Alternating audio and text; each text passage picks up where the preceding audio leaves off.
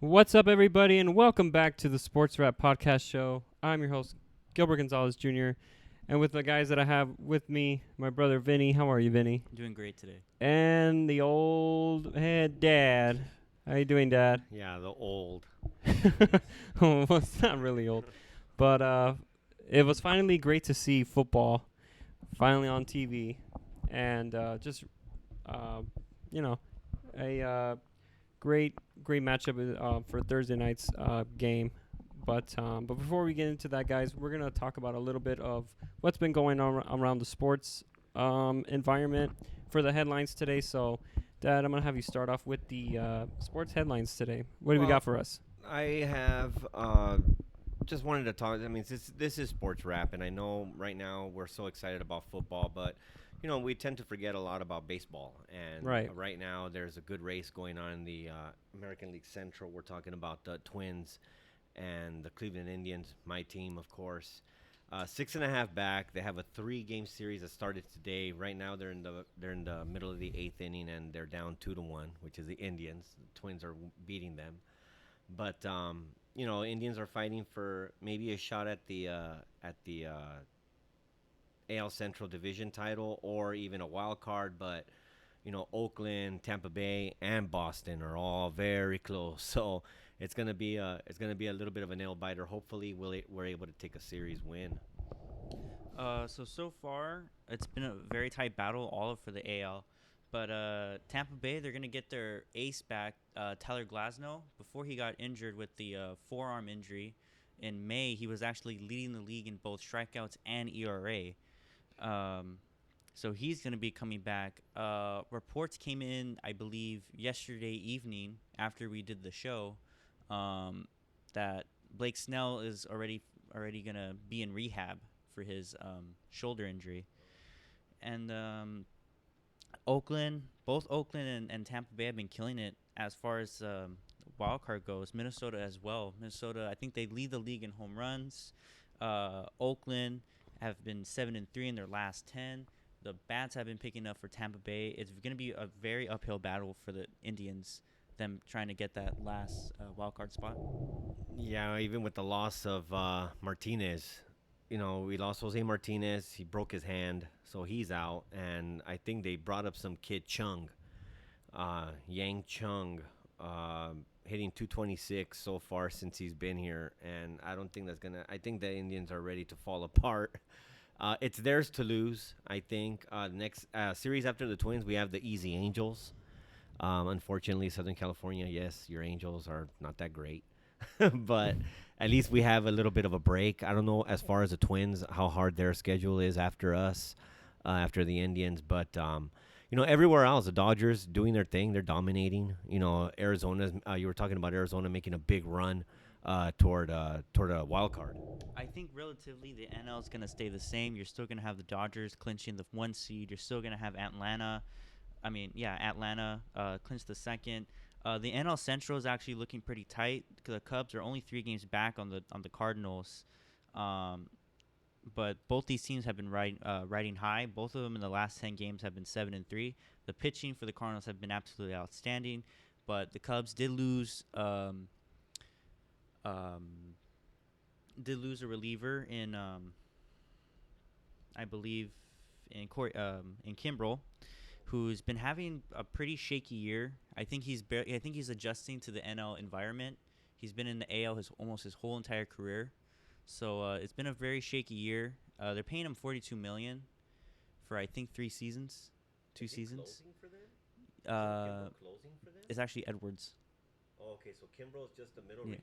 He's probably their setup man, right? Well, they had him originally at closer, but Edwards has taken over since Kimbrel's been having a he's been shaky this year. But talking about the other teams that are also in the hunt, you have Arizona, which are 3.5 games back, which didn't even have a chance. I thought that they were done. I thought the season was over for them. Their pitching has caught up drastically in the last few games. Taking a look at their players, Kenta Marte is having a career year. He's having he's batting .328. He has around 85 RBIs. He has a career high in RBIs, career high in doubles, career high in home runs. He doesn't hit a lot of home runs. He's mostly a very contact hitter. He's hitting 30 dingers this year. His career best before that, 14. So he's doubled his career best at that point. Plus, we have a whole month of baseball left. You know. Also, the bats of Eduardo Escobar also been picking up, batting 271 for the year. And the pitching has also picked up too. Luke Weaver, who they had picked up from St. Louis, he's having a great start to his Diamondbacks career. 3.3 ERA, which is pretty solid considering that you're playing in a very hard division. Plus, you're playing in Colorado, which is, Coors Field, the altitude, the balls go flying out of that park. Another team that's in the hunt too, Philadelphia, but I don't really expect them making a difference. They have great talent, but I think they should shelve it for this year and try to come back next year. And Milwaukee and the Nets, the Mets. The Mets, everyone thought that they were going to be sellers in the deadline. They ended up being buyers, picking up guys like Joe Panic. They made some good acquisitions. Yeah, they made a Marcus Stroman. But they've kind of fell short. They're, again, at the same spot they were at the deadline, 5 games back in the wild card. And they have Milwaukee, for some reason, has been doing bad this season. I don't know what's up with them. Yeah, I'm looking at it at the NL wild card on the standings. They're right now they're at 5th behind the top 2 wild cards. Mm-hmm. And last year they I never thought they were really good at all, just because I never watched baseball, but I go by the names of the teams. And last year they made it all the way to the NL conference. NLCS, yeah. And I think in the beginning of the year they were actually chosen to repeat again. They were chosen to by these experts when they did their picks or whatnot. Right. They actually did say, "Oh yeah, Milwaukee's got the talent again. They haven't changed anything." Yeah. But that goes to show you that there a lot of teams made a lot of moves. Milwaukee didn't, and I think that's what caused kind of caused it to make a big difference this season. Right. Well, before we get into other headlines, Vinny, is there something that you want to just no. wrap up? Nothing? Okay, cool. No. Okay. And so another in news and headlines, Antonio Brown, about his drama. Just in today that they are not going to be suspending him at all, and John Gruden that he is playing Monday night. Does this affect the team without Antonio Brown? Say if he did get suspended, does it really affect the whole team in the way how their game plan was? Well, yeah. I mean, if you would have had him suspended, they probably would have had Tyrell Williams be the number one receiver. Mm-hmm. So that would have probably changed the game plan drastically. But this is not really the first time we've seen him do outlandish behavior, but this is the furthest that we've seen him take it, at least in my opinion. Right, because when he was in Pittsburgh, it was just throwing tantrums on the sideline. Yeah. But then after the season ended, it was just nonstop about Roethlisberger and Mike Tomlin and everybody else like that, and then. Going to the Raiders, I thought it was going to be dropped, never pulling this stuff. But since he has a cool helmet. Have you guys ever seen Antonio Brown's helmet? I saw the Hard Knocks clip.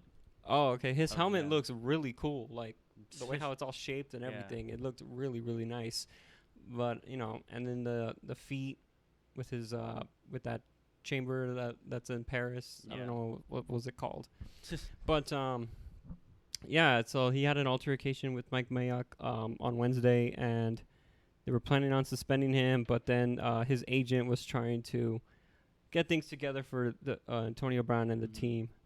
But, I was unexpectedly surprised that, that he wasn't going to get suspended after all. And then there was some talks about them suspending him and not giving him his contract. Yeah, his 30 million guarantee, I guess. Mm-hmm. And so they, they were all like thinking about that they were sabotaging him, Yeah, there was a clause in his deal that if he gets suspended, that that they if won't he pay gets him. suspended, that reneges his bonuses, Oh, okay. and they were approximately like 30 mil.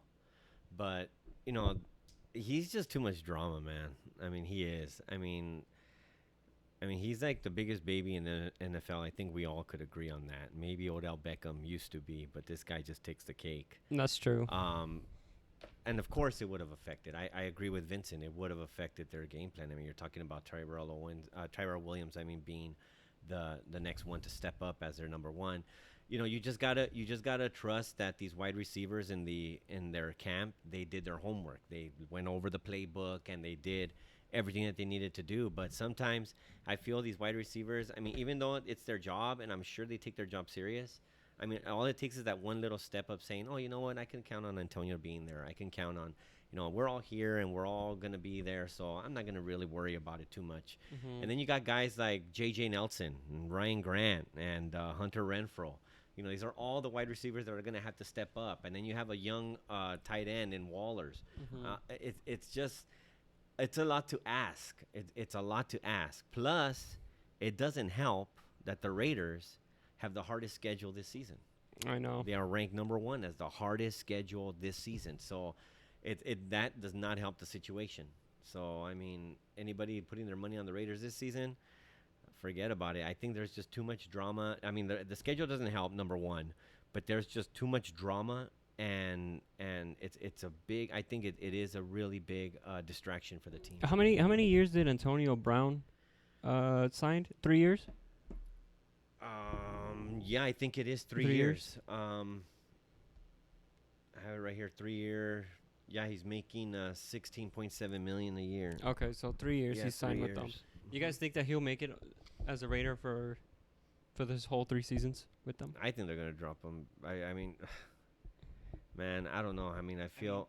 I think so. I think he's gonna have to stay there, because they're not gonna trade him. They can't trade him. He's got a huge contract. I don't think any team would get him unless they have a lot of cap space. Yeah, but I don't think like the GM would keep him. I mean, they were planning to suspend him, Mm-hmm. but I mean, a suspension from having a player suspended from having him on the team, not on your team, is totally different. yeah, but here's the thing, like if Antonio is not at camp while everybody else is doing their job, they're at work preparing for their Monday night game.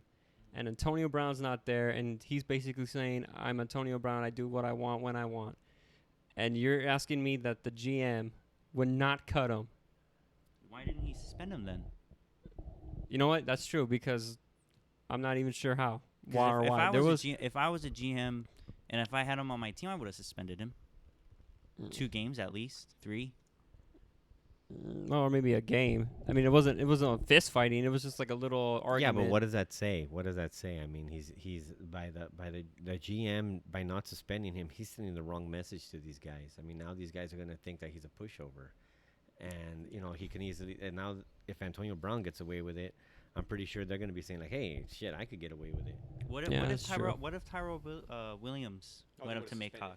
They would Yeah, suspend suspended him. Yeah, because he's 'cause basically he's not ain't the the star. Yeah, star wide. I know what Yeah. you're saying, like a star wide receiver. And he's not the Yeah. second most highest paid wide receiver either. Yeah, Not even close. it's true. I wanted to Oh. I wanted to just to share something real quick about Antonio Brown. You were saying like, do you think he'll last those 3 years that he's on his contract? I have to agree with Vincent. If it was up to me, sure, I'd trade him.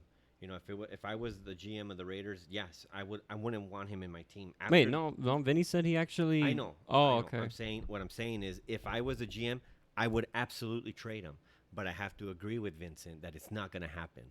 I mean, if it was okay. me, yes, because of the drama, all this little stuff that's been happening so far. He hasn't even played a game yet, and all this crap is happening. He's negativity to the team.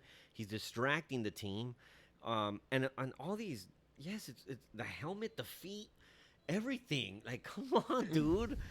But I think it'll be too hard for them. Not only because of the contract that you're talking about. He's 31 years old. He's going to be 32 this year. Nobody's going to want an over the hill, and that's considered over the hill. I mean, a wide receiver that old and they're going to have to pay him all that money. You don't know what you're going to get out of him. Yeah. Well, we'll see how it is on the come Monday night with when the Raiders take on the Denver Broncos. Okay, and in other news, this past week, the Cowboys ended up paying Zeke $90 million for 6 years, $50 million guaranteed. He is now the highest paid running back in the NFL, behind Todd Gurley, David Johnson, and I think Saquon. Saquon's making $32 million guaranteed. I think that's what he's making. But yeah. So with Zeke getting paid, do you guys think that on Sunday against the Giants, he's will be ready to go, or will he be a little bit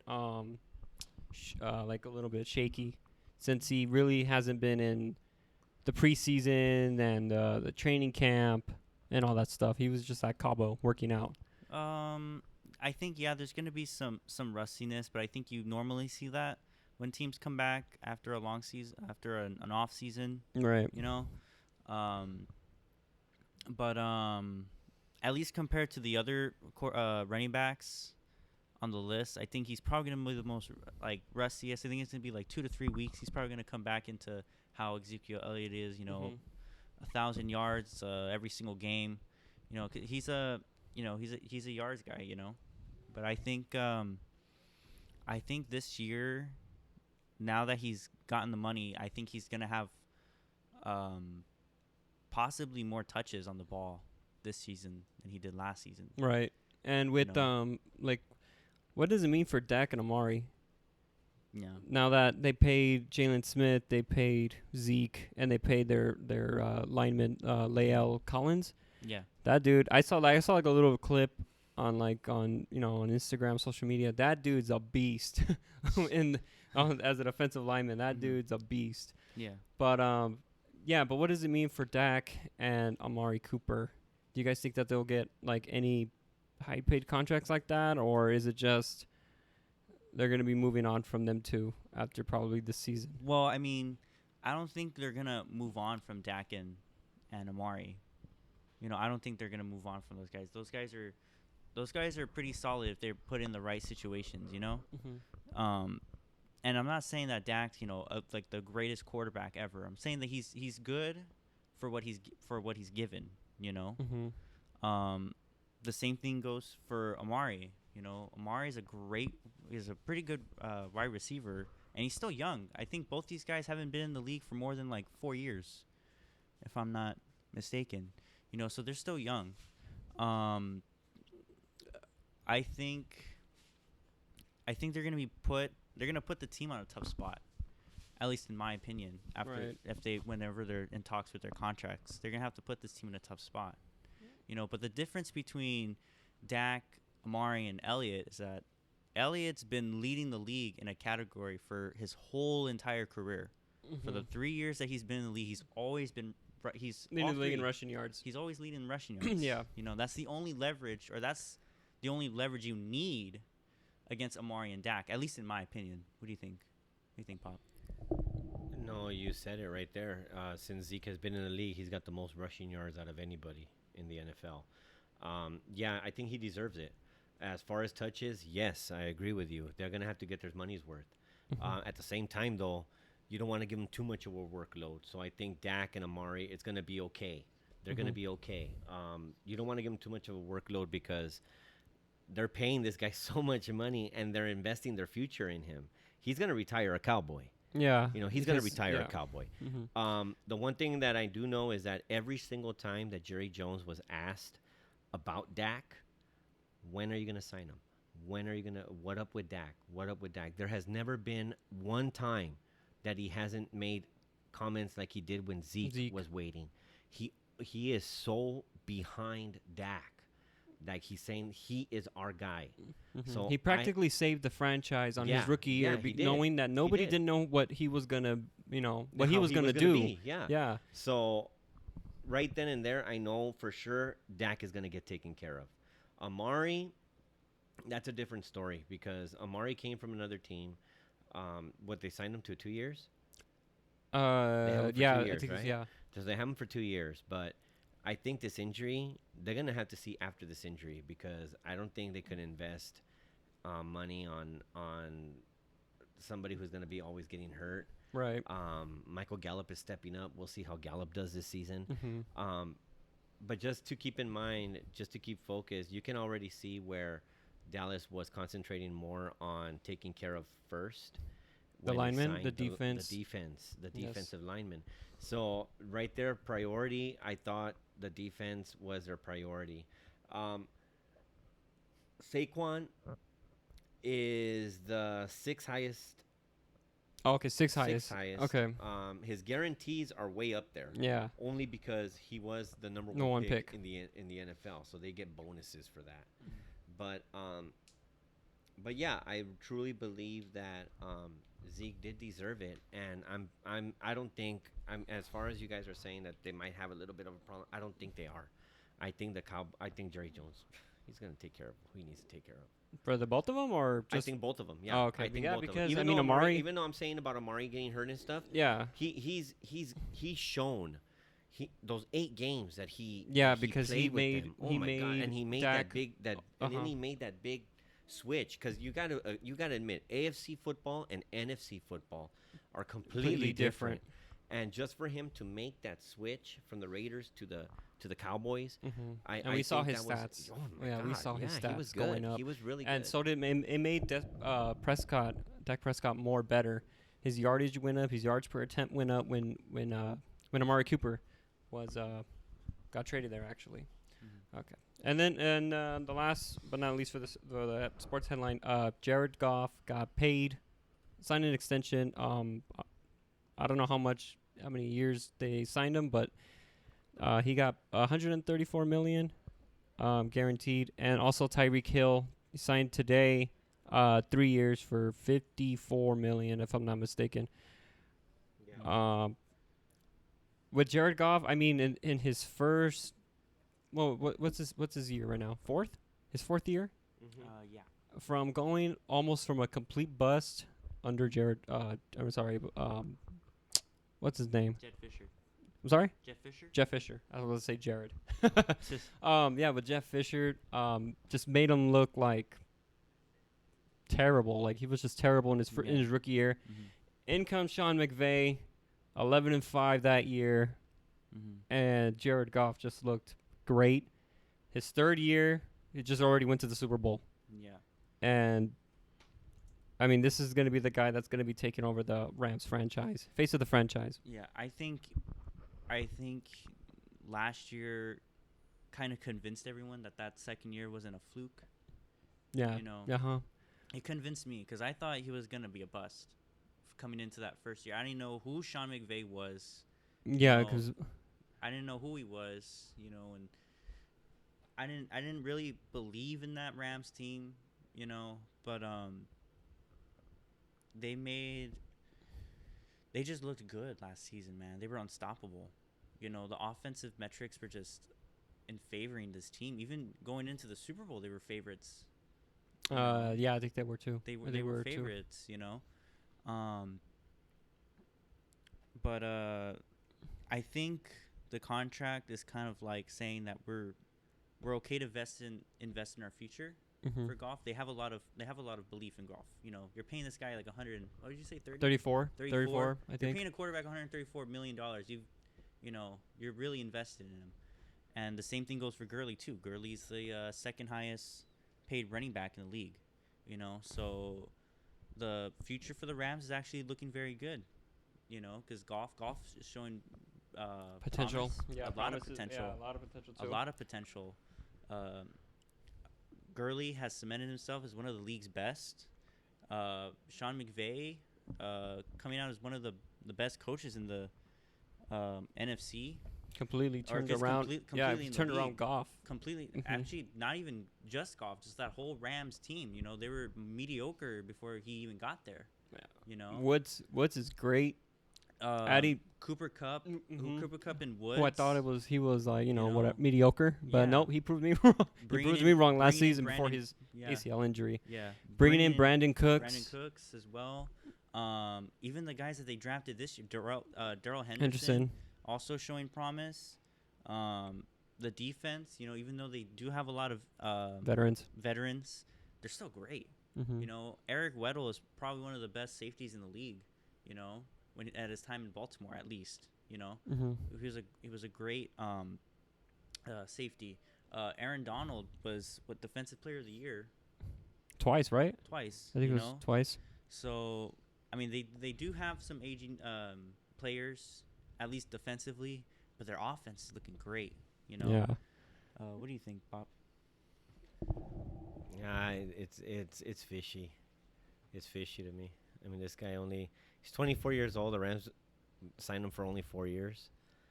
That means that he's going to be 28 when this contract expires, and then what? About to get another 134 million. I mean, 4 years, 134 million, but you guys tend to forget it's 110 million guaranteed. That's an NFL record. 110 million guaranteed. Oh, we're just right now. That's a guarantee. Right now? Okay. But he still has 2 years left in his rookie deal. Mm-hmm. So it doesn't start right away. Right, See, until after his. Yeah. That's what they did. But 24, you're talking maybe a 30. Yeah, he'd be 30 by the time this one ends. But I mean, he's making 50. No, he's making 27 mil the next 2 years. Mm-hmm. So that's about a $13.5 million. So to go from $13.5 million to $34 million a year, this kid, but only signing him for 4 years, that doesn't really give me. I mean, for Goff, he's young, so of course he wanted he heard the money and he took it. Mm-hmm. But these veteran players that actually know what they're doing, because I really don't think when Goff knew what he was doing when he agreed to this deal. They look for a home, dude. They look for taking care of stability. Taking care of themselves and their family. This guy to only sign a 4-year deal, it really is. I would have questioned it. I would have questioned, like, is that what you guys think of me? 4 years? Mm-hmm. Give me 6 years. Look at what they gave Zeke. They gave Zeke 6 years. Look at right. Mm-hmm. They gave Zeke 6 years, so they know that's their future. Right. But for him to take a 4-year, I think the kid heard how much he was gonna make and the raise that he was gonna get, and he agreed on it. They're both the same age. I know. Zeke and Goff. I know. And Goff still has 2 years left in his yeah. So it's the same like type of situation, I guess. They're both gonna be 30 when they're free agents. Right. But it's just like the point you made, like the years, that's a big factor, But I think not that they don't want him in the future, I guess, or the point you were trying to make, the why so little, But I think it was, the money, 110 guarantee. That's an NFL record, and being that, at least in my opinion, he wasn't, the best quarterback in the league last year. It's still a lot of money, But I think 110 million is a lot. That's a lot of money. That's a lot of money. I think it's kind of a bit too much. I think it's too much for him, for like, I would say, like his stock, I guess. I'm thinking maybe they're using the guarantee to. Now I'm thinking about it. Now that you brought that up, Vincent. I think my point is kind of clarified with what you said, because I'm over here saying that they should have offered him more. They should have offered him more years, not more money, just more years. But since the record of the guarantee is 110, I think they're showing it there. They're like, look, dude, we're not gonna. Maybe they negotiated like that. Look, we're not gonna give you a lot of years. 2 more years if you want. We can't. But you know what? Let's up your bone. Yeah. Like we'll take care of you, bro. Let's give you some guaranteed money. Oh, okay. I think that's what happened. So I I take back that. I think they took care of him. I take back that comment. I take it back. You're right, Vincent. No, you're right. That was a good point. I didn't even think about that. Okay. Maybe they did negotiate it through the guarantee. Oh, okay. It makes sense. Here's the one thing that I wasn't actually expecting it. Tyreek Hill signing an extension of 3 more years with the Chiefs. I actually thought when he was going to get either cut or traded or something because of his situation in the offseason. So I don't know why, I just question it. I'm not saying like, well, he's Tyreek Hill, but I mean, I just question it because of everything that's been going on in the offseason with him and his whole situation. And thinking that, I thought that they were going to be moving on from him. So signing 3 years, 54 million with them. I don't know what it means for the Kansas City Chiefs. Wow, but I mean, they already have a player on their payroll who's getting paid a lot, and that's Sammy Watkins. He got that contract when he was with the Bills. No, with the Rams. Oh, I'm sorry, with the Rams. He got that. Watkins played with the Rams? Yeah, for a year. Shit. I didn't know that. He got that huge contract. Bills, Rams, Chiefs. Oh, okay. But it's. I mean, I think they're paying the talent because Mahomes still has that rookie deal. They're able to. So they're able to. Well, so they're able to. I think they're able.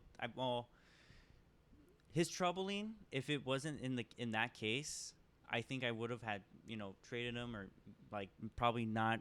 Gave him that much money. Yeah. I would have still kept him on the team. He's a great deep threat receiver, but he gets in trouble. Well, he got in trouble this year with the during the off season, but I feel like their cap space, the Chiefs, their cap room and their salary cap and their the money that they have, I think they can spend it because of Mahomes' contract. Because Mahomes is going to get paid by the end of his deal. That rookie year alone, 50 touchdown passes in your first year. Yeah, I think first year starting. His rookie contract, right? Yeah, because no, he didn't start that first year, right? his first year was behind Alex Smith. So Yeah. That's the first year. That's the first year. His Then second year was the last year. This is his third is year. this one. So it's a 3 year or is it a 4 year? No, I think it's a 4-year. It's 4. But then they could do the what they franchise did, tag, yeah. or they could do like that, extend them did. or something like that. Yeah. But I mean, if Sammy Watkins, for me, if he gets injured one more time, I think they're probably might gonna let him go, save up some cap space with his contract, and try to sign it with somebody else. I think this was a horrible mistake. I mean, you're talking about paying Tyreek Hill the most money. He's the highest paid wide receiver. As of now. Yeah, 18 mil. He's tied with Odell Beckham Jr.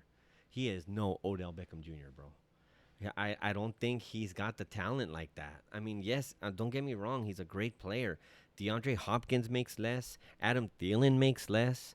Devontae Adams makes less. Whoa. Well, I mean, last year his yardage was over 1,500 yards. No, I understand that, and that's because he had the messiah of football, freaking Mahomes. I mean, but I think they took care of the wrong guy. I think they should have waited and taken care of Kelsey.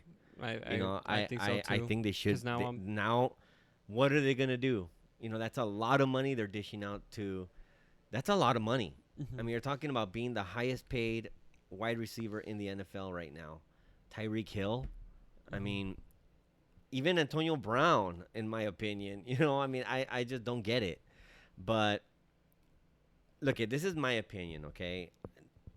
Don't get me wrong. He's a talent. He's very talented. He does so much. He does so much on the field, whether it's on a punt return, kick return, wide receiving. He even runs the ball. Like they'll use him for the how would you in say the backfield. They use him in the backfield sometimes. Even with his off the field antics that you guys are talking about, have you ever paid attention when he plays? Like, he is straight ghetto, dude. Like, he is straight ghetto. How is he ghetto? I don't know. He's just straight gangster. I mean that altercation he had with the fan. Okay, and he's had several. Which one? Several. No, but which one? Which where one? I guess he Where New England pours the beer on him? where they poured the beer on him. Okay, yeah, it was the fan, but the way he reacted wasn't cool. He didn't react good. on the actual moment. I'm not talking about off camera. When you look at that game, look at the way he reacted. And I understand that he's gonna react like that because he's pissed. Okay, No he's upset. shit, yeah. Okay, but dude, I would this act is- the same too. I know, but other players I have seen Russell. I have seen Russell Westbrook. Okay, I've Get seen into Russell fans? Westbrook get into it with fans, not like Tyreek Hill. I've seen him get into it with fans. He like looks at him like he tells them, "Hey, what's up?" And then he'll grab a referee. Tyreek Hill did not do that, and he's done that on several occasions. Even like his touchdown celebrations. I mean that there he knows that there's kids there. He has to understand NFL. There's children, and he does crapping in on the field or crapping on a ball or. So what? Randy Moss. yeah. Randy Moss moon the Green Bay Packer fans. What? So he actually pulled down his pants. No, did he really do that on TV? Tyreek Hill, did he really do that on TV? He put the ball on his butt. And he dropped it. Yeah. Okay, there you go. But when Randy Moss did that, he actually didn't drop his pants. He just invisibly did like a little motion. That to me just shows what kind of person he is, his personality. I don't like it. And like I said, I just think the Chiefs took care of the wrong guy. I think they took care of the wrong guy. I think this is going to bite him, and this is going to end up biting him in the end. Yeah. It is. I'm sorry. I just can't. I just don't like Tyreek Hill like that. I mean, I like I said, talented receiver. If he was available in fantasy, hell yeah, I'd take him. Mm-hmm. But as a person, I don't think I would like him. Okay, a person, but as a player, Oh, yeah, you would like him. definitely. Okay, that's what I'm going But by. not to be the top paid wide receiver. Not to be the top paid wide okay, receiver. okay. No, there's 4 guys that I see that I just mentioned that deserve it way more than him. Oh, okay. Vinny, you want to add something to that or no? Or is that it? No, but going through his numbers, I did notice that he has the highest yards per attempt and reception. Yeah, it's a 20. It's his yards per attempt is 20. His yards per reception is 17. So obviously deep threat. He also has Kelsey, who another yards per attempt is 13. Yards per reception is 13. So they have that nice balance between them both. Yeah, inside and outside. Yeah, look up Deshaun Jackson. He probably has the same numbers. For which one? Oh, for Tyreek Hill. Yeah. Look up Deshaun Jackson. Okay, but he's old. Look up Tyler Gabriel. Look up John Brown. Same numbers. All right, dude. Yeah, but they're not Tyreek Hill. They're not They're not Tyreek Hill. They're not But if even you're gonna close. throw averages, you're gonna throw averages out there.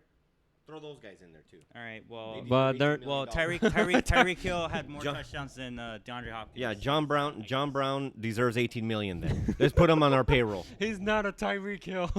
He ain't even close. No, you want to throw out averages? I'll throw those guys out there. Okay. I've All never right, seen a well- guy so old-fashioned than you, Pop. I'm just saying. That's. You're throwing out averages. You're throwing per attempt and per this and per that. Yeah, they had the Superman of quarterbacks, Patrick Mahomes. When they didn't, what's his name? Didn't throw the ball. Flacco. No. For Tyreek Hill.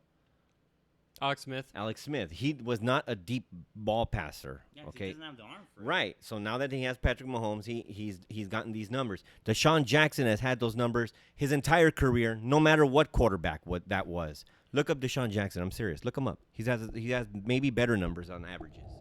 All right, so you think 700 yards and 4 touchdowns is better than let me see if I can get it. 1,014. Wow, so he has double the yards that he has and almost double the You brought up averages, not yards. Deshaun Jackson doesn't play as much as Tyreek Hill. He's not there on every down like Tyreek Hill. Okay, I'm just saying that. You brought up averages. I'm telling you, Deshaun Jackson has the same averages with different quarterbacks. Tyreek Hill got lucky with Patrick Mahomes. But less games though. You could still miss games and you still average whatever the hell you averaged. Right, exactly. Deshaun Jackson averages those numbers. Less games. Less games. So he hasn't even played a 16-game season since Philly. Well, in the beginning of his career, he Season. did, That's and what- even if okay. if you see the beginning of his career, his numbers are all stable. They're all up there. You know, I mean, yeah, his playing time went down when he got traded to other teams. But if you want to bring up averages, I'm just saying those are the guys. You know, Deshaun Jackson and John Brown even. Okay. All right. Moving on with the Thursday night Sorry, football guys. Thursday night football game. The Bears and Packers. I could finally. What I was impressed about that game, even though those two offenses couldn't, really get anything because That's what those. you were impressed about it. No. What I'm gonna tell you why right now. Okay, that for some reason that this Packers defense, I've never seen them holding. Like a 3-point. Now I'm not saying I know it's the Bears and everything, but I've never seen a Packers defense holding a opposing team than less than a touchdown, because it's always been throughout Aaron Rodgers' career, besides the Super Bowl after the Super Bowl win that he had in 2010. They were always they averaged a lot of points. They've allowed so many yards, and then finally today what I saw just on Thursday was that those 3 years of drafting defensive players in the draft, those 3 seasons, it finally paid off. I think since their Super Bowl run, the Packers, I don't think they've had a stable defense. I think their defense has been pretty mediocre, pretty shaky. Last season they were ranked 22nd in defensive overall, efficiency. right? Yeah. Okay, overall. Okay. Which is pretty shaky. But sadly I didn't watch the game. I was out. Okay. Sadly. I would Yeah, he was up at like 8 o'clock in the morning this morning trying to look at the highlights by himself. Wow. That's the rumor. Well, I mean, I was watching the game, on that Thursday, and then, me and Ray, we were just watching it, and then, I was just excited for that, for his team, because he likes Green Bay. Excited for his team, what the defense had finally came through for Rodgers after his shaky start from the first quarter. He was negative 12 yards in the first quarter. That's insane. And you're talking about Aaron Rodgers, bro. Yeah. Aaron bleeping Rodgers. Negative 12 yards in the first quarter. Couldn't get anything going. As the second quarter began, that's when it really started to click. Really just started to click. Yeah, when was the last time you've heard that the Packers defense just dominates? Yeah. When is the last time you ever heard That's that? why. But I know everybody's going to say, "Oh, it's just the Bears offense. It's Trubisky." I'm like, "No, dude, like No, you don't get shut out like that, especially in Soldier Field. Exactly. You don't. 3 major signings that they made in the offseason is Darius Smith, the outside linebacker, Adrian Amos, the safety. loved him. He played very well good. yesterday, and Preston Smith, the outside linebacker, formerly of the Washington Redskins. Those 3 signings were huge for Green Bay, and man, they made Chicago look just bad. Yeah, they were strong.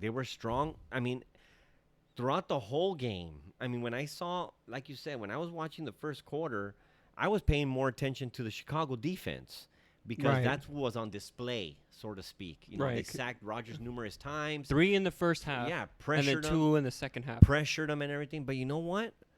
Later on in the game, and I'm talking later. Right. I'm talking like probably at the end of the third third quarter, early fourth. That's when They said the Packers had sacked Trubisky 6 times. Oh, 5. I was like, or 5 times. 5 I was times. Like, what? Yes, I had. Like I was. Yeah, I was what? watching that game, dude. I was counting the sacks of each team. Like, okay, Chicago, right off the bat, they picked up right where they left off, even despite of departing with Vic Fangio, signing in Chuck Pagano.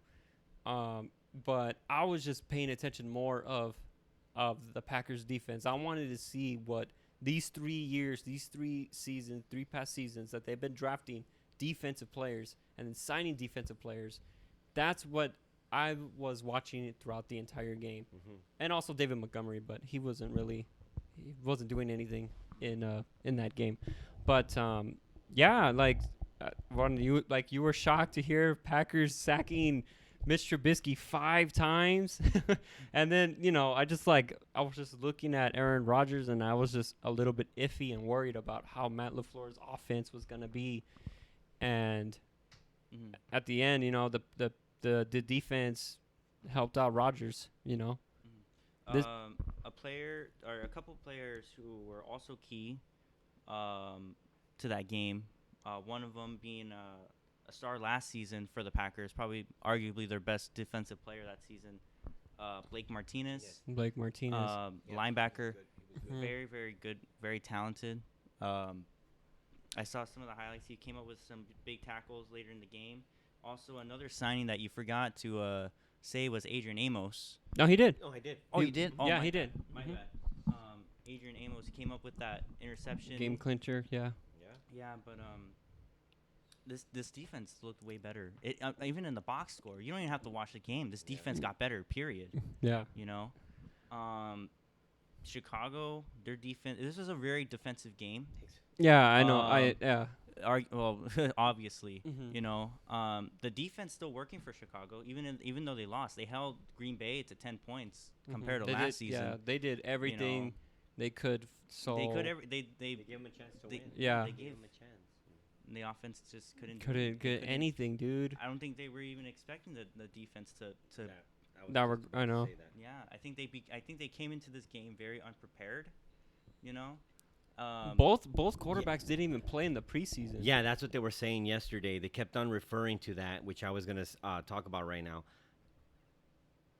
Aaron Rodgers and both Aaron Rodgers and Trubisky did not play a snap Right. in the preseason. Devontae Adams wasn't even in camp during the preseason. So a lot of nerves, a lot of unconditioned maybe, a lot of rust. You know, and that's I'm thinking when I'm hearing this, I'm like, man, are you serious? Like, this is gonna be the first week. I mean, are all these teams gonna be rusty like that?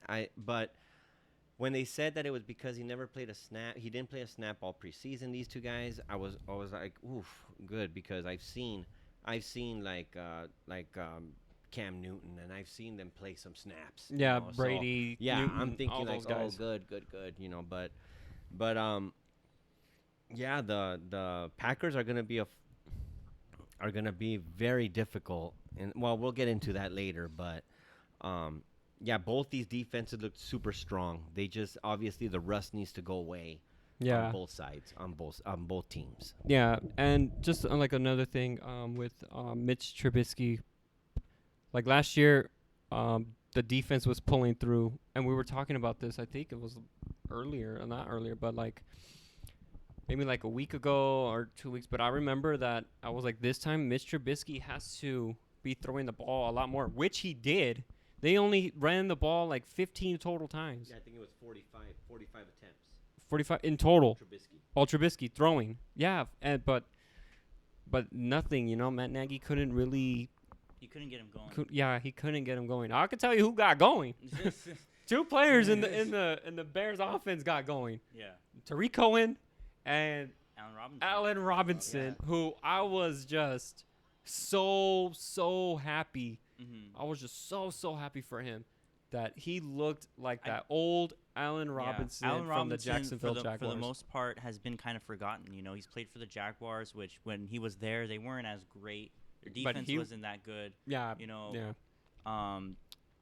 A lot of things changed since then. He missed a whole year due to the his knee, I think it was. Yeah, I mean, prior to last season. And then last season, he wasn't as effective as everyone thought he was going to be. Right. You know, coming back off that injury. But what a game that he had. Yeah. What a terrific And outing he was, that he put out. you know, he got into double coverage at the very end when Trubisky tried to go at him to the try to throw it to him in the end zone, but it was just picked off. It was a great play by Amos, great read. Yeah. By Amos. And it was funny because he used to play for Chicago, so it has to be like a sweet one for him, you know. But yeah, I'm really looking forward to the Packers.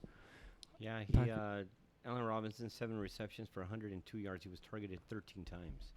That's a lot of targets. Yeah. You know, and then you were saying Tariq Cohen, he also had 8 receptions, only 49 yards, but the workload is there. He was targeted 10 times. Yeah. And he was actually in the slot. Yeah, after he was. When Matt Nagy was saying. Mm-hmm. Was saying like, okay, we're gonna cut back on his load because he pretty much did everything last year. Mm-hmm. I don't think this is like cutting his workload. You know, I mean, you know what too? You gotta be careful with the Bears this season because they're gonna have a three-headed monster as well. Mike Davis. No, I'm talking about the rushing. Oh well, for Patterson, I think. No. They're not gonna. Patterson didn't do much yet. Last outing. No. Yeah. This game, he didn't do much. He wasn't in the backfield a lot, but Mike Davis was, and he was targeted 7 times. He caught 6 balls, targeted 7 times. for 17 yards.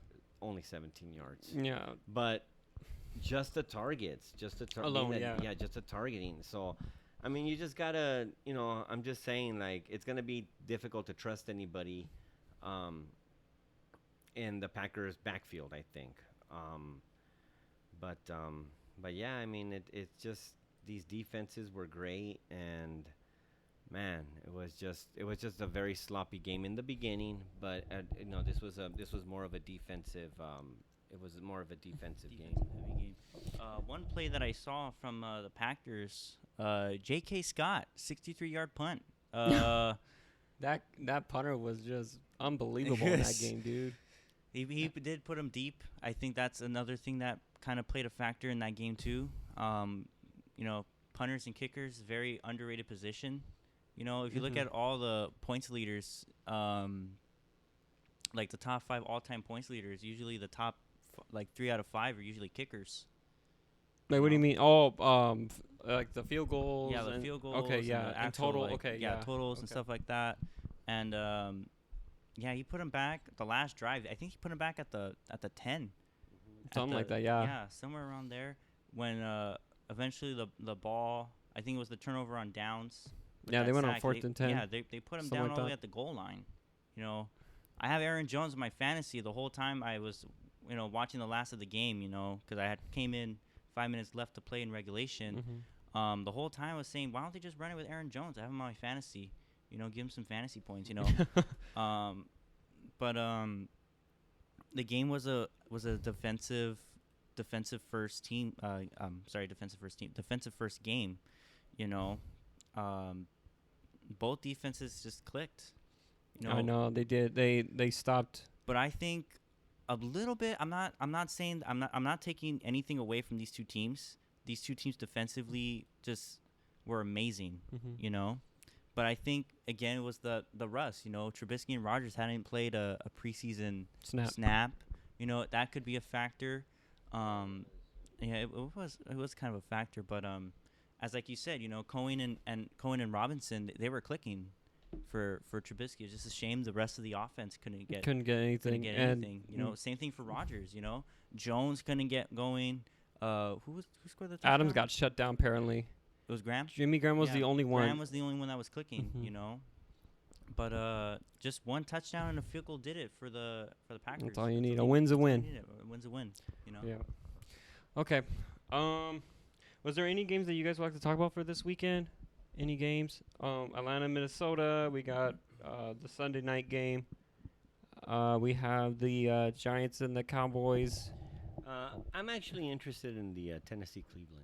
The Tennessee-Cleveland game. Cleveland. You know me, I'm already on the Tennessee bandwagon. You are. And everybody seems to be on the Cleveland bandwagon. I am. As far, I'm just saying well, everybody in general. I've actually been on I would loved Cleveland. I just wanted them to win. I was rooting for them when they had that losing season, the 0-16, right? They went 0-16. 0-16, and then the year prior to that was 1-15. And then when Baker came, I was just, damn, like they looked really good. Yeah. Even though they were 7-9. I have a or feeling 7-8-1 or whatever their record was. Cleveland is favored to win. They're in Cleveland, but I have a feeling that Tennessee is going to surprise everybody. I have a feeling that Tennessee will win this game. First game of the year. I have a feeling only because I think Odell might and from what I've seen from these. I'm sorry, Mijo, go ahead. Oh, I was just gonna say Odell might what? Odell's gonna be playing, but he's not gonna be a full 100% because of his hip that he. But it's the same thing. Like I think that's just for. I think he's. Oh, for the fans. I think he's okay. Yeah, I think he's fine. He's saying that he's gonna go like for 12 catches and 200 yards. Yeah. But I feel like Tennessee's gonna surprise, and I think they're gonna take this game, and I feel that that both of these teams, from what I noticed in the preseason, both of these teams spent a lot of time on the field in the preseason. The first team reps, right? I mean, the first team, right? Yes, The first team, for yeah. both of them. Yeah. I seen Tennessee in the preseason, and I saw Mariota, Corey Davis, Derrick Henry. I saw all these dudes, Deion Lewis and everybody. And then for Cleveland, I saw Baker Mayfield, Odell Beckham, and all their starters. I saw all of them playing. So I'm like, holy crap, So and that was on a consistent basis, like every game. Maybe the last one, no. The last one, the fourth one, yeah, because that's the game that everybody, misses. Right. But they were playing at a consistent level, like all the first stringers, and I'm like, wow, that's crazy. But that's why I feel that that's going to be the best game. I think that's going to be the best game of the week, the Tennessee Cleveland. I'm looking so forward to that. But I think Tennessee, Cleveland is favorite. But I think Tennessee's gonna. And you got that NFL Sunday ticket, huh? I think this game's gonna be very interesting to watch. The Browns and Tennessee one. The Browns, they have a lot of exciting new players and a lot of players who are coming back.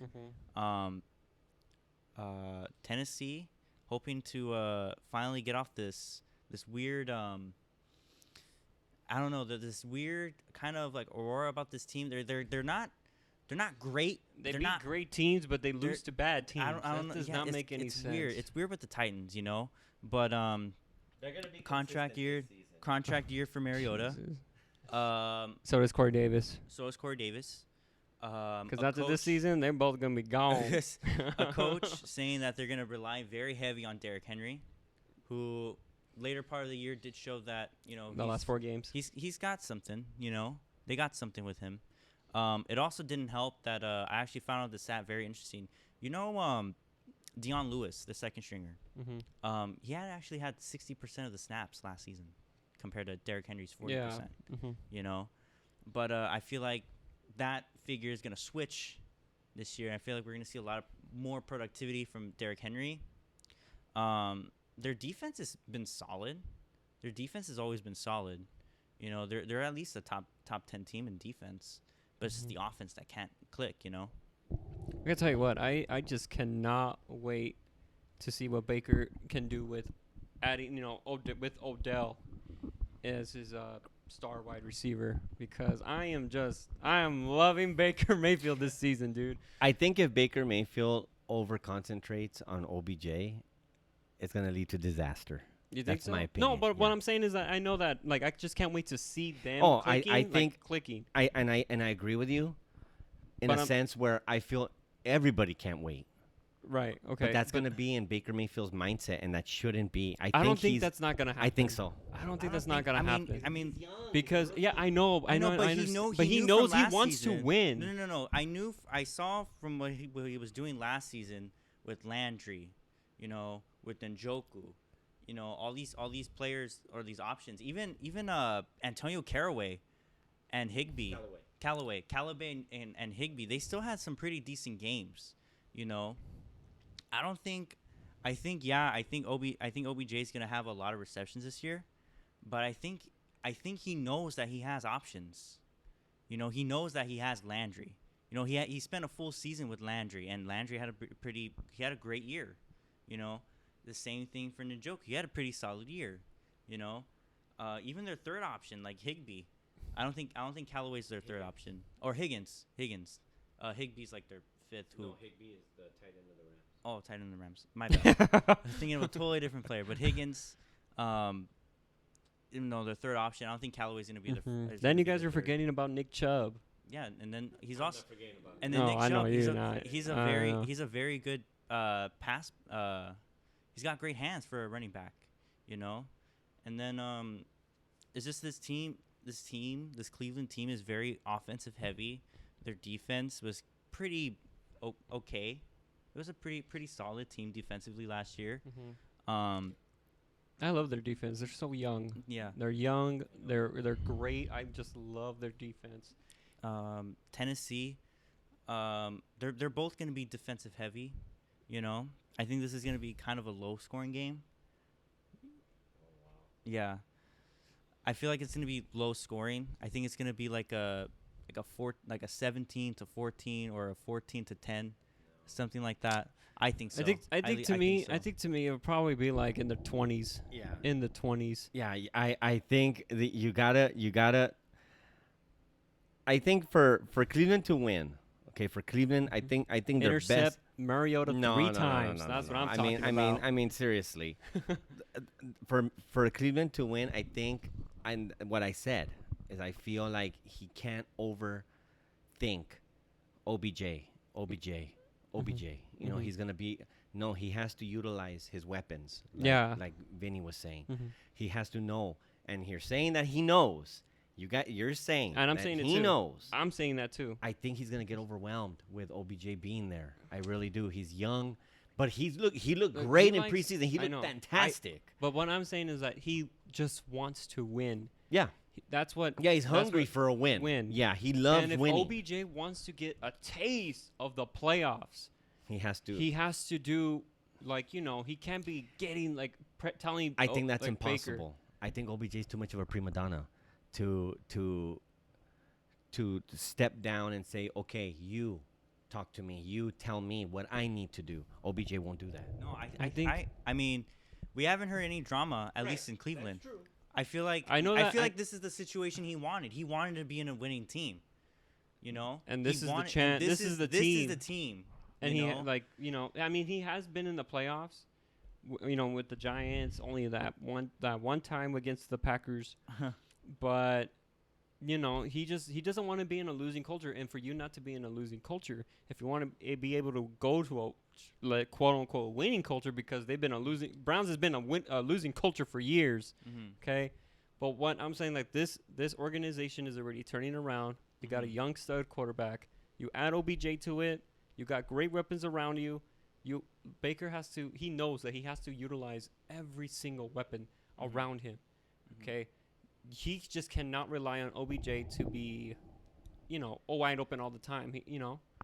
So when he called out his players, I'm not saying if it's OBJ or Jarvis Landry or whatever, but he's been calling, he called out his players when something goes wrong in the plays, at practice or at training camp, not in preseason, but in training camp. So he doesn't call out himself. He doesn't call out himself. He makes no mistakes. Probably. See, that's gonna hurt him. Tennessee needs to contain Myles Garrett. That's it. That's all Tennessee needs to do. Contain Myles Garrett. That fool is gonna come in and he's gonna put a hurting on everybody. I think he's gonna be Defensive Player of the Year. Myles Garrett. That's my opinion. Yeah. I think he's got a very good chance of being the new Aaron Donald. He's no Aaron Donald, but he's gonna be I mean is he's gonna be the new Defensive Player of the Year. Right. They need to contain that guy. If they contain him, which I believe Tennessee is not capable of doing. I mean, they don't have their left tackle. That's what I'm saying. Their left tackle is hurt, so they got to try their absolute best. I think they could win, and I think they could win it easy. I'm looking at 27-20. I'm looking at 28-21. Around there for me, too. Yeah, something like that. Yeah. Okay, I have the Browns winning. I think OBJ is going to be having a great, despite his injury or whatever that he has, I think he'll have a great game. So will Landry, too. Chubb, obviously. I think Chubb will. Chubb's going to be, he's going to be putting a load. But, I have the Browns winning. I'll put 28-21. All right. I think I also have the Browns winning, probably upping my score a little bit since the points you guys made. No, you don't have to. You could go with your gut, 17-10 or 17-something. Oh, well, I think it's going to be 2014. 2014 to the Browns. And you're pulling the shocker, right, Pop? The Titans. It's not going to be a shocker. You guys are it's going to surprise you guys, but I like Tennessee, and I think they have to. Come on, they have to. Come on, Tennessee. Let's go Titans. Oh my God. Okay. Just one more game, what about you, Vinny? You want to talk about another game? I want to talk about Atlanta and Minnesota. Minnesota. Both these teams struggled last season. At least both teams didn't make the playoffs last season. Right. They had high expectations too. Atlanta was plagued with injuries, but I don't really know what happened to Minnesota. Their players. It's Kirk Cousins. I don't think it's Kirk Cousins. That's Kirk Cousins Because to Kirk me. Cousins had a solid year last year. He can't be. He had 5 and whatever in primetime games. He cannot win games when it's big moments I on the think biggest stage, dude. He finished with 30 touchdowns last season and 10 picks. He had probably one of the best touchdown to interception ratios in the league. He was second in completion percentage, right behind Drew Brees. How can you say that? That's weird. Second? He was second. He's in second. Yes. Actually, he's second all time. No, in completion. I think he's second all time. Mm-hmm. He's second He is? all time, He's dude. second all time. Yes, right behind Drew Brees. Right behind Drew Brees. He's second. That's all time. Like, not for like the backups. They're 1-1. That shit don't count. Yeah. But what I'm saying, like, when you play multiple snaps, when you play Mhm. multiple games in these attempts, Mhm. I'm positive that Kirk Cousins is second all time in He had a- in He also percentage. had a 99.7 QBR. QBR. You know, and look at the years that Thielen and Diggs had. Diggs, for being a number 2 receiver, had number 1 receiver numbers. You know, he was better than most number 1s. And then Thielen put 8 games, 9 games, 10 games with over 100 yards. Yeah. Streak. Yeah, Yeah. Adam Thielen. I think you know, to me, this is what happened. It was the defensive guys. They don't think they didn't even get injured. Mhm. Okay, the defense was still great. It's just, to me, it's just Kirk Cousins. I don't know. I mean, you also had a key injury that happened during the season was, of course, Dalvin Cook going down. But Latavius Murray picked up the slack. You know, I think as a whole, I think part of the blame has to go to the new coaching staff that they had. You know, for not. I think it was a lot of underperforming from this team. You know, Mm-hmm. because, I mean, also you can also fit in the fact that they play in the NFC North, which is, you know, you have the Packers. You know, sure, the Packers didn't, you know, make the postseason. They had a terrible defense last They year. had a terrible defense, but their offense is amazing. You know, the Bears, who put out a 12-4 season last season, I Mhm. think, you know, they played terrifically, but I don't know. I just don't know what happened to Minnesota. I don't know what. I mean, before I was a believer that it was Kirk Cousins. It had to be Kirk Cousins, you know, because they took a huge quarterback upgrade. You went from Case Keenum, you know, and you guys made it to the NFC Championship game, and you get a quarterback, at least in my opinion, that is far better than Case Keenum. Mm-hmm. Kirk Cousins arguably is way better than. Kirk Cousins is way better than Case Keenum, and they don't even make the playoffs. So then, what would you think that happened? I think it was just the whole team underperforming. I don't know what it was. It couldn't be Kirk Cousins because his yearly stats were amazing. He was second in completion percentage. He threw for over 4,000 yards. He had one of the best touchdowns to interception ratios in the league. He had 30 touchdowns, 10 interceptions. He had a 99.7 quarterback rating, which is the best since 2015, which was another great year. You know, I don't know what happened. I don't know what happened to the Vikings. I think it makes sense if you put the blame on the coaching staff. Oh no, that's not the coaching staff. I mean, he threw the ball, dude. They were a passing offense under, who was it? Zimmer? No, it wasn't Zimmer. Who was the offensive coordinator before he got fired? John Filippo or some shit like that. If I'm not. Because I know that they were passing the ball a lot until the very end. That's when they started getting. I think Cook came back, right? Yeah. The last couple games, and Yeah, they he started did. running the ball, but it was already too late. Yeah. Their offensive coordinator was John DeFlippio. Yeah. So, I mean, like you said, They- like I mean, they how brought was like Adam Thielen underperforming when he had They over brought in 100 a new yards a offensive game? coordinator. They brought in a new offensive coordinator. Yeah, which they started running the ball a lot. Which is his name was Kevin Stefanski, which was their new offensive coordinator. Which ran the ball a lot. So that's what I'm saying. Like It couldn't be Cousins. Cousins put out a very solid outing last season. It couldn't have been Cousins. don't let the stats fool you, dude. When the game is on the line, he chokes. He chokes, dude. He could have a great game, but he cannot finish. He just cannot finish. He can't be clutch. And what I'm saying is primetime games, televised games, just televised games. He can't. What happened, Paul? You're having that look like shit, fool. You don't know what you're talking about. Okay, so what do you think? What do you think went wrong for the Vikings last year? Oh, okay. Okay, you guys said your piece. Yeah.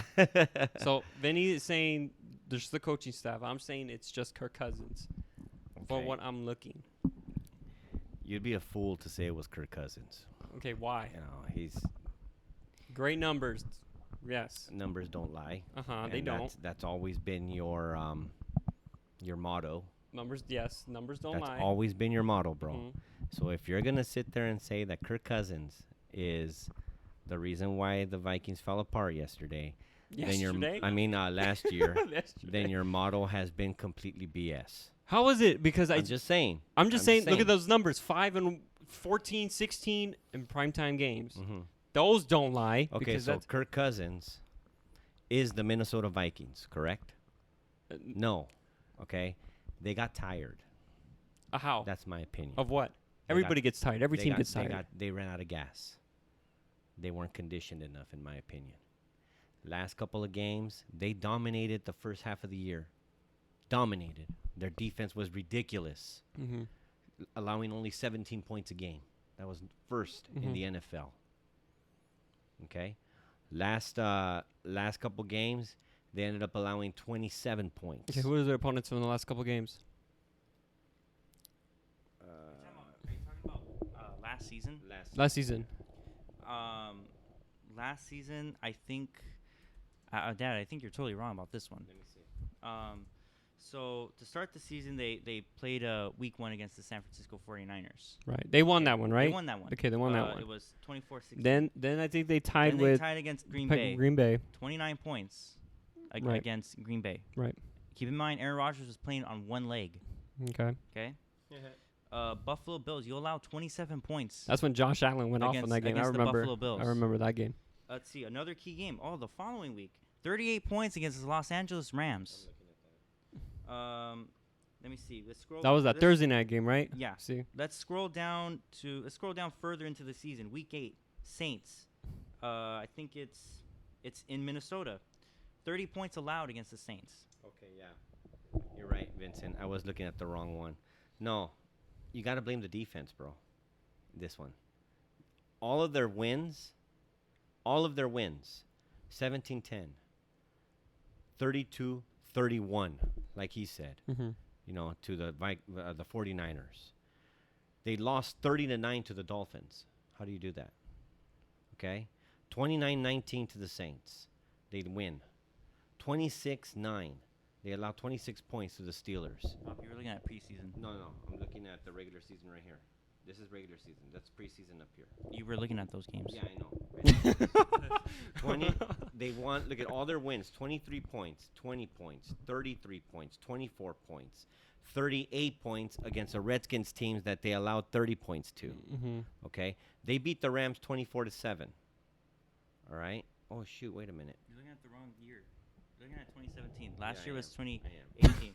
Okay, look Okay. at the point I'm trying to make is that Go ahead, Vinny. That he can't fucking That I can't find it. find. Dad yeah, cannot that I find can't the right find data. anything, so I'm right now that it is Kirk All Cousins. right, let's look at that the he key cannot. game. Let's He look at cannot. the key game against the Bears, their first matchup, when they were Mhm. home, when they were playing in Soldier Field, 20-25. Okay. They allowed 25 points against the Bears. Okay. Another key game, the Patriots. It wasn't a strong game offensively. Mhm. But their season was, in my opinion at least, they knew it was relatively over. After that game. After that, I thought, after I saw that game, I knew that they were going to make the playoffs. Mm-hmm. I didn't have any hope for them. 24-10. They were just burnt out.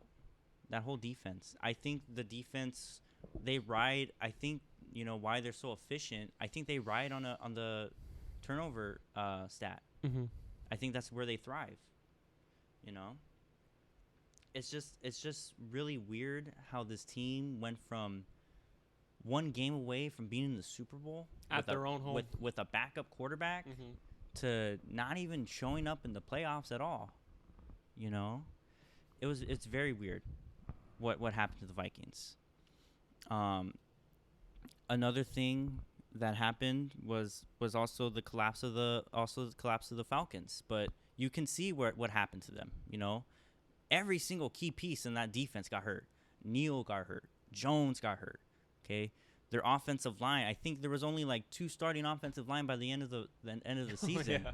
You know, that's why in the first round when I saw that they picked up 2 linemen, They I were was gonna, yeah, oh you my were god, I pretty was sure you're ecstatic. I happy. was like if they drafted Calvin Johnson, dude. I was so ecstatic that they picked up linemen because that's what we needed.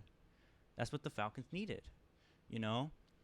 Also, these 2 teams they fight in a more competitive environment. NFC. You know, and 2 very tough divisions.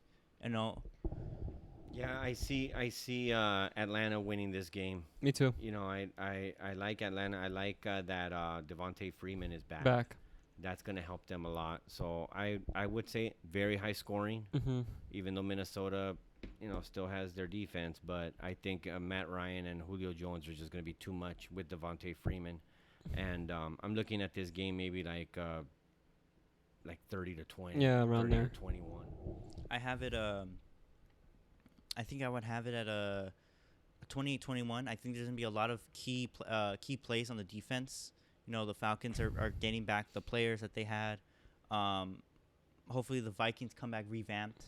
You know, their defense comes back. You know, because they've always been a defensive beast. At least for the past, besides of last year, for the past 3 years, they've been very great defensively.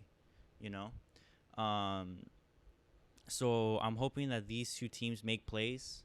And I think they faced each other 2 years ago. It was a relatively low-scoring game.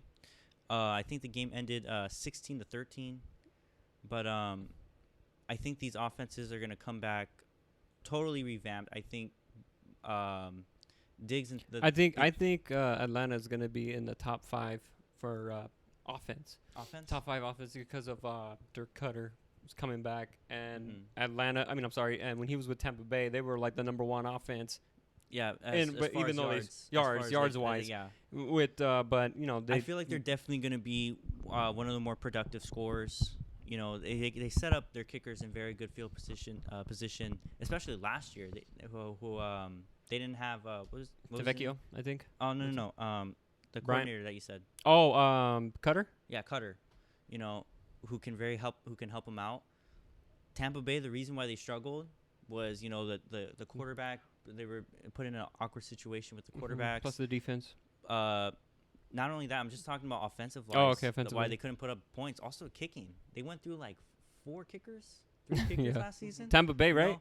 Yeah, Tampa Bay. Tampa okay, Bay. yeah. At least, you know, Falcons for the past 30 years have had a great kicker in Matt Bryant. Mhm. Notice how I said 30 because I feel like he's been in the league since, I don't know, Dad 1975? was my age. And I'm 18. So he's been solid for most of his career. Also, they had another option to Vecchio, who sadly won't be able to play. They got cut. I thought Bryant was going to pass the torch to the youngster, guys. but we signed Bryant, which I'm not complaining. I mean, I would actually rather trust an older, more experienced kicker than a younger one, you know? But it's going to be an exciting game. I have to put my biased Falcon fan on right now. I feel like the Falcons are going to win this game. Again, I feel like it yeah.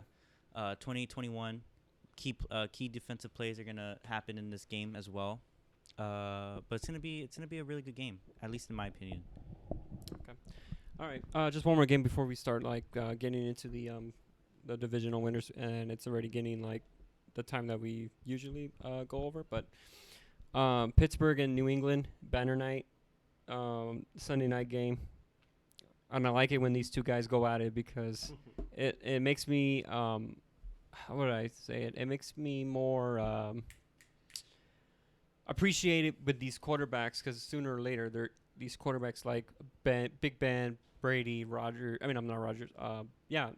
Rivers. You know, Breeze. All these guys that I've grew up watching. Yeah, and I like this rivalry between the Steelers and the Patriots.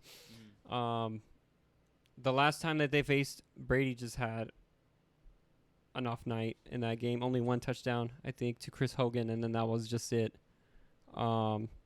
This time there's no Antonio Brown, and it's just Juju now on the Steelers as the wide receivers. And Pittsburgh needs to figure out who could be the number 2 between Moncrief and Washington. James Conner starting, and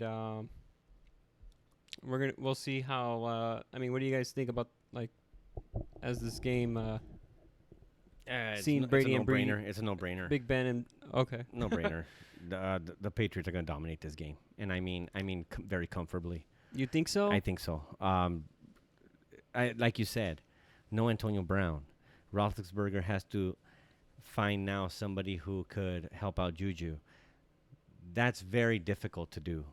Especially I don't know how much practice he has gotten in the preseason with these other wide receivers. If he's comfortable with any of these wide receivers, Tom Brady could make us all look like freaking Pro Bowlers. Right. He didn't even have to know us, and that's the big advantage that Tom Brady has. He's gonna go same offense, same offensive scheme. Yeah, he's gonna see different faces, but he can make any of them shine. That's what makes Tom Brady special, bro. Now with Michelle. Give the old guy a break. Give Brady a break. Trust in Michelle. They did, obviously, last season. He had a great last season. James White, always there. Clutch. Always there, man. He is, like, always there, and that's the perfect word to describe him. He's just clutch, bro. The new recruits, yeah, they don't have Gronk anymore, but they got Big Ben back, Ben Watson. They got him back, looking very good. He looked very good in the preseason. I saw a couple of games. But I mean, he's suspended for like 4 games. I'm sorry. Yes, you're right. He's suspended for the first 4. Well, Brady will find anybody. And then with Josh Gordon coming back. Yeah, with Josh Gordon coming back, we don't know. Yes, it is true. We don't know, but they already have a rapport together, so it doesn't even matter. Yeah, I know that. To me, but it doesn't. I'm just like, okay, but here's the thing that I'm kind of like iffy about. Like, Josh Gordon got reinstated, week 3 preseason? Okay, so he got reinstated. So then that way, like, that same playbook, he has to, learn it again or whatever, because he's only been playing with New England for, like, how many games? Like, what, 9 games before he got suspended again? And then coming back and then working with Brady again. I mean, I didn't even see him in the preseason. He just worked with Stidham. No, I saw. Okay, I so saw they were preseason. so they were together. Brady and Gordon. Brady and Gordon, yeah, they were. Oh, okay. Basically, it was just like they had a weird cast. Basically, that's throw all. the ball and catch it. That's it. That's all that Gordon needs to do.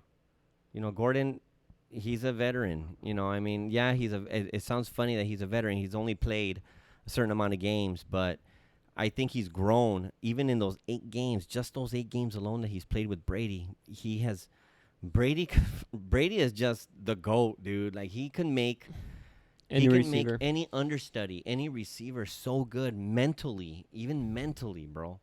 And I think that's the big advantage. I see domination. I see 38. Man, Big Ben, if you're lucky, 14, 38, 14, 38, 10. 38, 10, 38, 14. All right, what about you, Ben? Every time I see these two teams match up, I'm always thinking, is it December already? Are we in playoffs? Yeah. I really hate it. The one thing I really hate about this game is that why is it week 1? Why you have to put it week? I know. I love it watching this game when it's playoffs at stake. Well, not only that, Gillette Stadium or maybe Heinz Field, like in the cold. Like, you can tell, watching the game, it's freezing down there. Usually you see these two teams play a key game late in the season. But oh my, why week 1, man? It's gonna look so weird. It's gonna look so weird playing with these two teams. But yeah, I think looking at this game, looking at the matchups at least, I think the Patriots have a little bit more leverage compared to the Steelers. I feel like they have more firepower on offense. Defensively, what I've heard from seen from who they drafted, from who they've signed. The Steelers have gotten a little better on defense, but it's just, man, that offense that New England's put together. They have a great balance between running and passing. It's the first time, at least, the second time at least in my lifetime, I've seen them actually have a productive running game. The last time I saw that was Corey Dillon. And even then, I only saw him for a few years, when because I've lived with this Patriot fan my whole life, And I cannot tell you the times every time he would get upset because Stephen Ridley fumbled the ball, or Oh yeah. you know, Jarvis Green Ellis. yeah, Ben Jarvis Green Ellis. But you guys finally have a really productive running game with Sony Michel and even James White. You know, because James White, you know, even though he's prioritized as a pass catcher, he can still run the ball. Mhm. He's a very productive back. Same thing goes kinda for Rex Burkhead. You know, but I don't think Burkhead's gonna be a. Oh, he made the roster. He made the roster. Okay, Yeah. that's good. So they still have their Another- 4 running another- backs. Another consistent back. Mhm. You know, even in key situations, he comes up for them. You know, the rookie Damian Harris. Damian Mhm. Harris. Hopefully, we can see some reps from him. Yeah, Maybe I think this so. game. I think so too. We'll see how he is. But Any- who do you have? Oh, go ahead, Vin. Oh, I have and they're passing too. Gordon, Edelman. Hopefully, we can see some. I don't think Demarius plays. Well, not Demarius, but I'm talking Philip about Dorsett.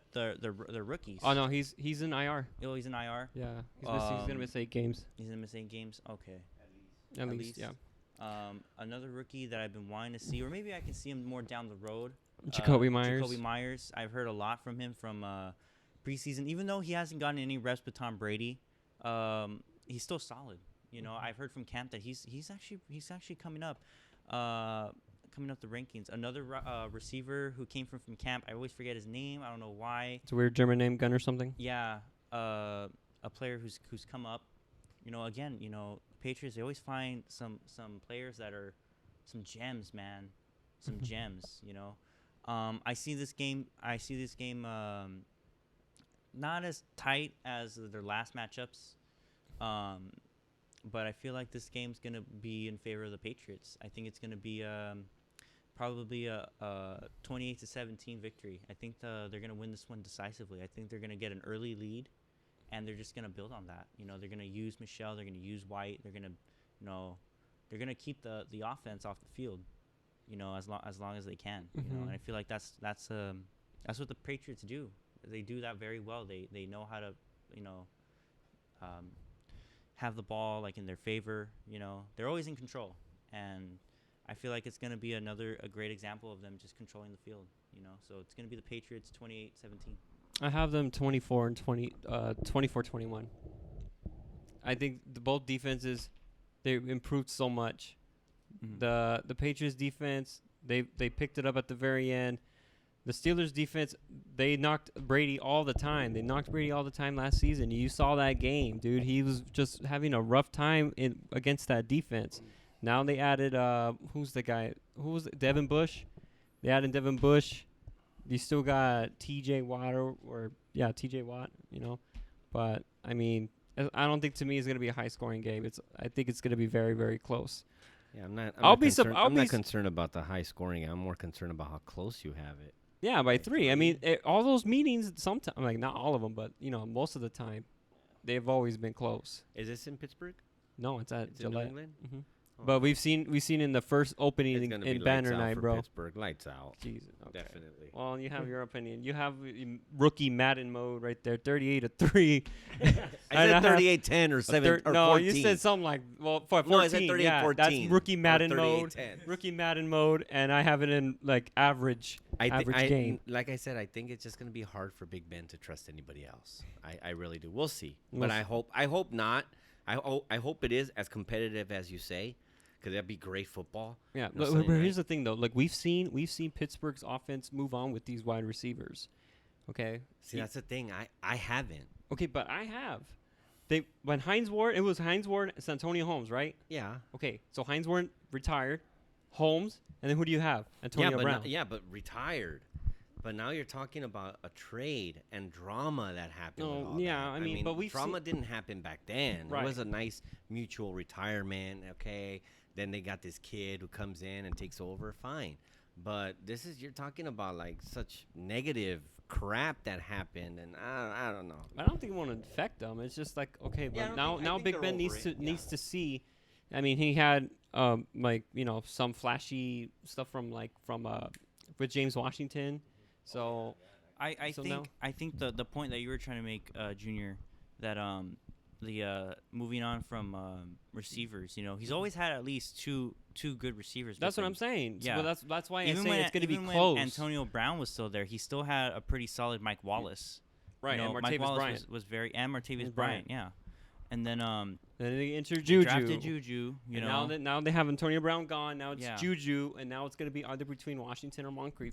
But I've always said, like, Mhm. I've seen the Pittsburgh offense move on from these wide receivers, and they still Mhm. turn out to be good. Mhm. So that's why I'm saying I think it's going to be a very, very close game this Sunday against New England, even though, like what Dad said, we both know that they're going to shut down Juju, with McCourty and possibly Stephon Gilmore. and his brother. But I think probably Jason's going to be Jason's going to be covering either. Yeah. Yeah, McCourty's going Yeah. to be up on the top, and then he's going to be covering with Gilmore. I might But- have to make the point that Anthony made. Your defense not as good because Patrick Patrick Chung. Chung, Yeah. because of Patrick Chung, I guess. He makes up the defense. Okay, so before we get into one last thing before we head off, let's just do our AFC, NFC predictions. So you guys want me to start? Because I just want to hear Dad's reaction. Well, not Dad's reaction. Okay, so I'll start. Okay, so on the NFC side, this is all just last minute. So on the NFC side, I have the Packers at number 1. Their record is 13-3. Number 2, the Eagles, 12-4. Number 3, the Saints, 11-5, and I have the Rams 10-6 as the 4th seed. The wild cards, number 5, I have the Cowboys at 12-4, and I have Atlanta at the number 6 seed with 11-5. Following that, the Bears 10-6, Seahawks 9-7, the Vikings 8-8, Panthers 7-9, Niners 7-9, Cards 5-11, Lions 4-12, Bucks 4-12, Giants 4-12, and Redskins 3-13. So that's what I have in the NFC side. Mhm. The AFC side, number 1 New England 12-4. I have the Steelers at number 2 with 12-4. Chiefs 11-5 in the 3rd seed. The Texans 11-5. The 5th seed is the Browns at 11-5. The Chargers 9-7. The Ravens, I have them 8-8. Jags, Colts, Raiders 7-9. Broncos 6-10. Bills 6-10. Jets 6-10. Dolphins 5-11. Titans 4-11. And Bengals 1-15. Wow. I don't believe in that team at all. Not even with AJ Green coming back, I just don't see it. Yeah. I don't believe in them at all. Okay, Vinny, you go. Okay, so for the AFC, I think I would have in the AFC East. I have New England, by far the best team. AFC North, it's pretty tough. 3 teams that can easily make it, but I still have belief in Pittsburgh. But I think Cleveland's going to win the division. I think it's going to be Cleveland and Pittsburgh fighting for the first, but Cleveland's ultimately going to go out on top. AFC South, Houston, I think they're going to be the only representative of that division. And in the AFC West, I think it's going to be, again, Kansas City and the Chargers going 1 and 2. Mm-hmm. Okay, so who's your seeding in order? My seeding in order, I've got New England at number 1. Mm-hmm. Number 2, I have KC. Okay. Number 3, Cleveland. And at 4, I have Houston.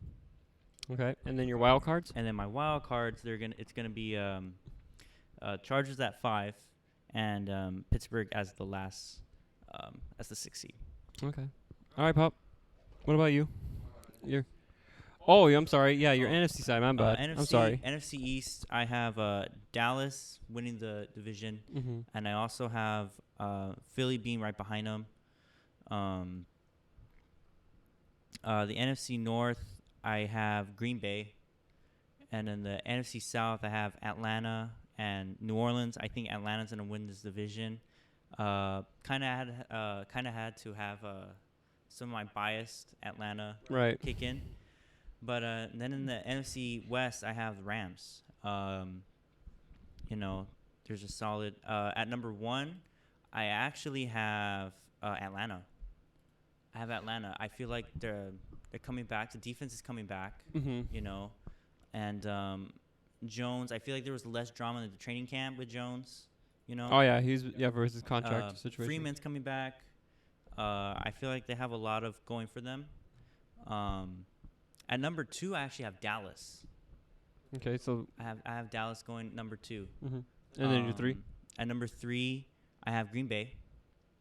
Fuck, you got him in the wild. Well, not the wild card, but And at 4, I have the Rams. okay. And then you have Saints. And then I have the Saints at number 5, and then the Philadelphia Eagles at number 6. Eagles. Damn, Eagles and Green Bay. Is that what happened? Yeah. That was a good first round. Yeah. All right, Pop. Yeah, we were saying, we were saying before the show how the NFC is the most difficult, but in my opinion, just for some reason this year, I think it's a little bit easy. Cowboys, I have them coming out of the East.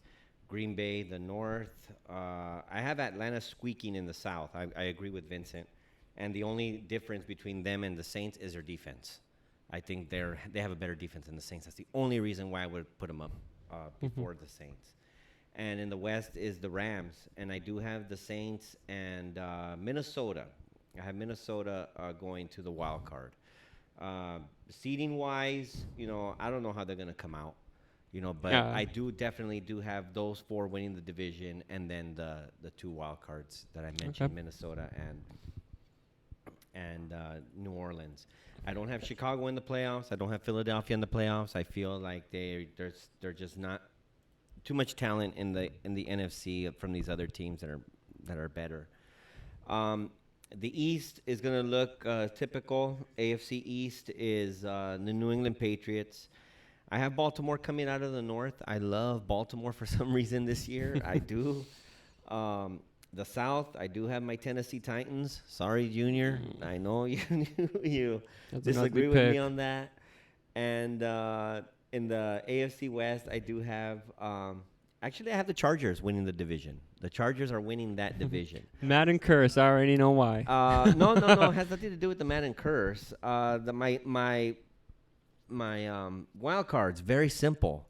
They're all coming out of the AFC North. I have Cleveland and Pittsburgh. So Chiefs not making it this I have year. the Chiefs not making it only because of their schedule. Their schedule is tough. They have the 3rd hardest schedule in the NFC in all of football. Right. And I think it's going to be hard. Last season, they didn't have it that hard. Last season, they didn't. They were like somewhere in the mid-range, like 15th, 16th. This year, it's up, and I feel like they're going to struggle. I really do, unfortunately. I hate to say the Madden curse, whatever, but I think Patrick Mahomes is going to be awesome. I think he's still going to have it. But I just feel like the team is, for some reason, is going to struggle. And just between me and you, Junior, I know we have our little Seattle, Tennessee thing going on. Mariota, Wilson. Oh yeah, I have better record. I have Seattle going 7-9 in Russell Wilson's first contract year. So that's I don't believe in that. Me. I have them 9-7. And then I have Tennessee going to the playoffs, I winning the don't. division in Mariota's contract. And you have them at what? 4-11. Oh my God, that's 4-12. My insane. bad. 4-12. Yeah. That's ridiculous, bro. But we will see. Look, I only have them. Look, the only reason why I have 4-12. I mean 4-12 because I only have them beating the Bills, the Bucks, the Colts, and the Texans. Oh. They lose to the Browns, the Jags, the Falcons, Broncos, Chargers, Panthers, Chiefs. The Colts, they split. Saints, they split Texans, and then they lose to the Raiders. Saints are gonna beat the Jags. Come on, you gotta give us that. They split. For the next 5 years, dude. I don't think so. They still have a young receiver in Sterling Shepard. Oh they still my have God. a good veteran in Golden Tate. They still have Evan Ingram. They're probably going to get rid of Manning in the next 3 years. They're probably going to hand the baton down to Drew Lock, who's been solid throughout this preseason. Okay? I'm not saying that they're going to set the world on fire and be, I don't know, like 16-0 and win the Super Bowl. Right. Okay, but I think they're going to be a solid team out of that division, you know? Their core is really good. Their core is solid. Well, I mean, I don't know. solid. Maybe it's because I'm just picturing They're I'm not just now. picturing You're it just picturing the Eli. Giants Yeah, being as good Eli. now. Yeah, that's And why. they're just they're in a mess. But I'm just saying for No, I'm oh just my saying goodness. probably 4 to like 5 years down the road, they can sneak in possibly a wild card or sneak in a winning season. You know, they have a young back. You know, their receiving core is very talented, And they have Evan Ingram, who has been solid at best, and I think he's probably going to have a breakthrough year this season. So, Man, I don't know. Who knows? I mean, this guy said the Bills, and, you didn't laugh, but the Bills, no, we laughed when they said the Bills were will gonna win the AFC East. Yeah. I'm not laughing at the part where they're at 9-7 because I think they potentially could work that. I don't think the Giants this year are going to have a winning record. I think they're going to be bad. But I'm just saying probably 5 years down the road, they're probably going to sneak in something. I don't know. They just got to work on their quarterback situation and build around their defenses as well. Mm-hmm. But, yeah. All right. Well, that's it for today's show. It was a little longer than we expected, but, who cares? Very informative. Very informative. And, Vinny, where can they find you, man? On my Instagram, at Supersonics20. Well, last time I didn't even trying to find you, and then I think you probably blocked me or whatever. All right. But okay. All right, you can find me at Guguito12. And then, Dad, you can tell You them. can find me on my outside porch smoking a stogie. All right, guys. We'll see you guys next week. All right, have a good night. All right. Bye, guys.